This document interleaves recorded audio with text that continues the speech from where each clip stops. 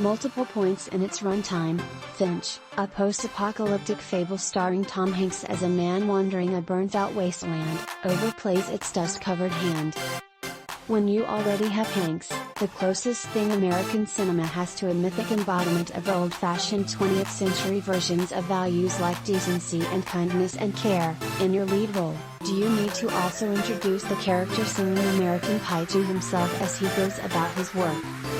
The combination of a star like Hanks, who summons a whole range of potent ideas by merely showing up, and such an overplayed classic rock radio staple, part of the fabric of pop culture to such an extent that it can sound like musical wallpaper, feels like overkill. You want to shake the screen and say, "We get it."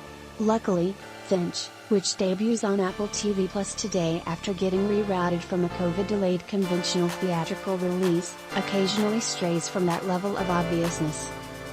As Finch Weinberg, a mildly cranky engineer, Hanks has been presented with the type of role that fits his persona like a snug sun-deflecting jumpsuit.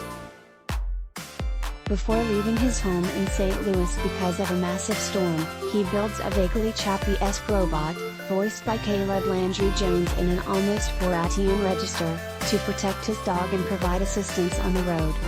Again, Hanks plus dog plus robot might feel too cute for its own good, but director Miguel Sapochnik, a frequent helmer of the massive battle episodes of Game of Thrones, finds joyful and mournful notes to play while still hitting all the familiar beats.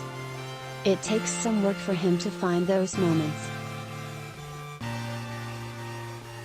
The script by Craig Luck and Ivor Powell often feels like it's been assembled from scrap parts of other better, thornier movies, the moving Hanks solo act airlifted from Castaway, the desert imagery plucked off the roads of Mad Max, the touches of junkyard whimsy siphoned from Wall-E, and even the sea. Instead of wowing you with an original vision of the end times, Finch charms you with its patient approach to coloring inside the lines. In recent years, Hanks has settled into a self-reflective zone as an actor, selecting roles that almost feel like meta-commentary on his own place in the popular imagination as America's dad. If you squint, there are comparisons to be made between Finch and Clint Eastwood's western swan song Cry Macho.